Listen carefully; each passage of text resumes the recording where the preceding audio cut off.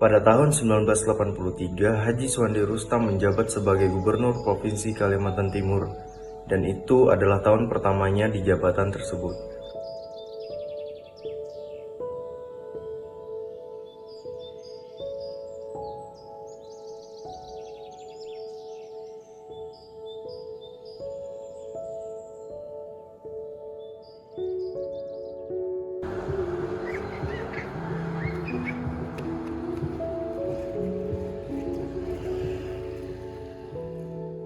Kala itu Samarinda, ibu kota Provinsi Kalimantan Timur, dilanda masalah kekumuhan yang sangat serius.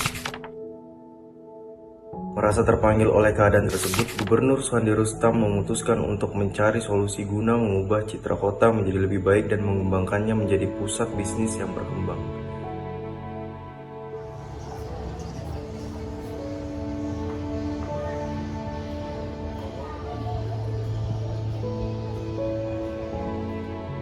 Pada bulan September 1985, dimulailah pembangunan tahap pertama dari apa yang kemudian dikenal sebagai Citra Niaga, berlokasi di Jalan Niaga Utara.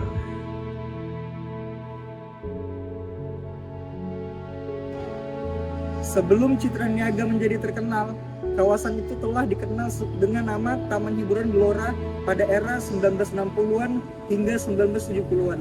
Taman Hiburan Gelora adalah tempat hiburan yang populer, yang luasnya mencapai sekitar 2,7 hektar dan menjadi tujuan utama perbelanjaan dan hiburan bagi warga Samarinda.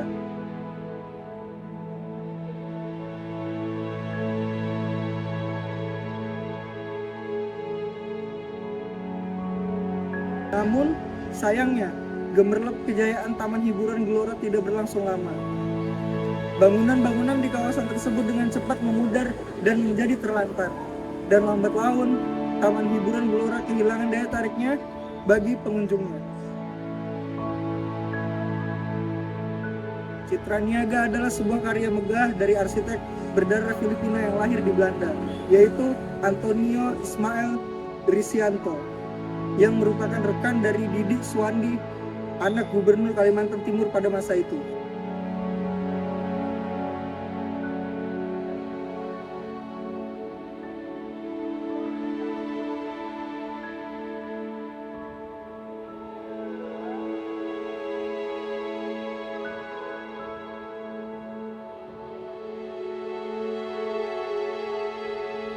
Dengan konsep inklusif, Citra Niaga didesain untuk melayani berbagai kalangan pelaku bisnis, baik besar maupun kecil. Pedagang dengan modal besar mendapat tempat di kios ruko, sementara penjual menengah berjualan di kios dan pedagang kaki lima di kota-kota tertentu.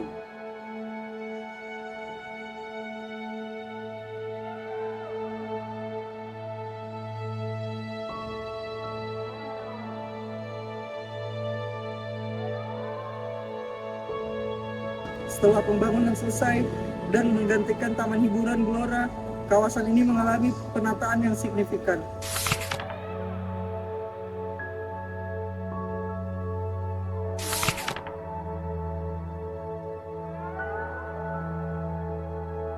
Keberhasilan Citra Niaga akhirnya menarik perhatian tidak hanya di Indonesia tetapi juga di tingkat internasional. Antonio Ismail Risianto berhasil menciptakan karya yang memukau, sehingga Citra Niaga meraih penghargaan prestisius Aga Khan Award for Architecture pada tahun 1989.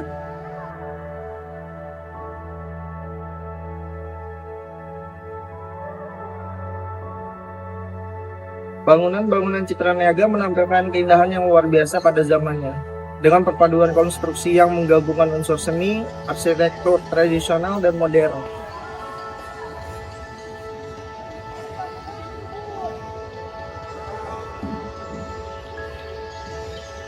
Citra Niaga terkenal dengan kios-kios UMKM yang menjual berbagai hasil kerajinan tangan khas Kalimantan, sehingga pengunjung tidak kesulitan menemukan berbagai produk unik di sini.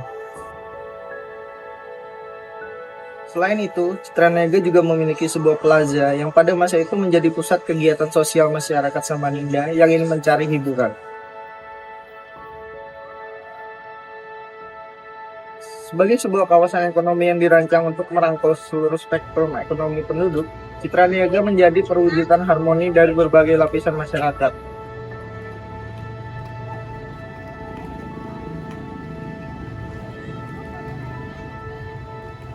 Namun, kejayaan Citra Niaga perlahan mulai meredup saat Indonesia dihantam badai krisis ekonomi pada tahun 1989.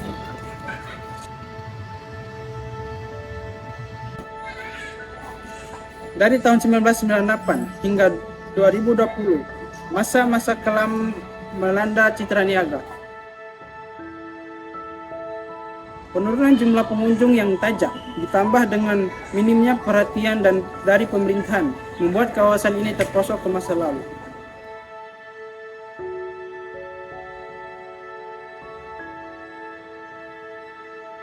Satu demi satu, ruko dan kios-kios pun menutup dagangannya dan meninggalkan Citra Niaga, mengukir tragedi kejatuhan sebuah kawasan yang dulu begitu gemilang.